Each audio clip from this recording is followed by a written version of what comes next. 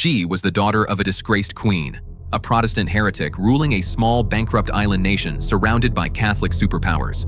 By all rights, she should have failed. But Queen Elizabeth I had a secret weapon, a generation of audacious, brilliant, and ruthless pirate adventurers. She called her Sea Dogs. This is the story of how a virgin queen and her loyal corsairs took on the Spanish Empire and forged the destiny of England. When Elizabeth took the throne in 1558, England was weak and vulnerable.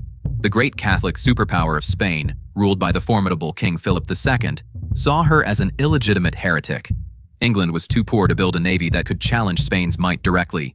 So, Elizabeth embraced a different strategy. She cultivated a generation of daring captains from Devon and Cornwall, men like John Hawkins, Walter Raleigh, and the brilliant Francis Drake. Publicly, she disowned them. Privately, she invested in their voyages and encouraged them to raid the Spanish Main, plundering the treasure fleets that carried the wealth of the New World back to Philip's treasury.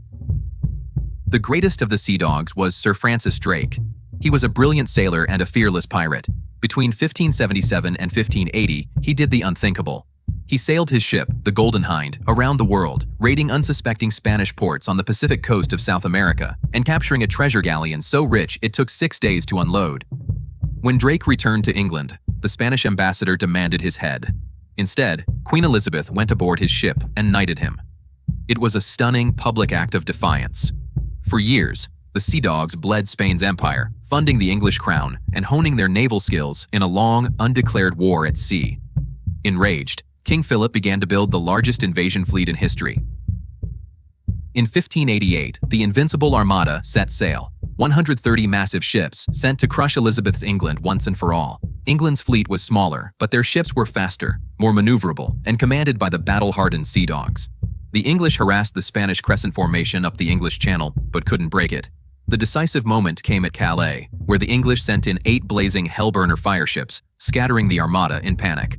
The next day, at the Battle of Gravelines, the English ships used their superior speed and long-range cannons to batter the disorganized Spanish fleet.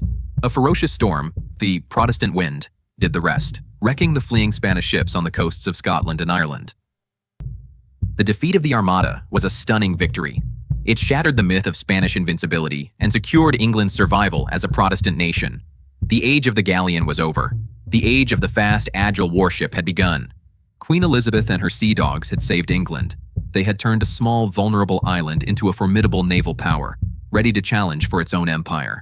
The foundations of the British Empire were laid not by kings or official armies, but by a clever queen and her loyal pirates. Now masters of the sea, the English would look west to finally establish a permanent foothold in the New World.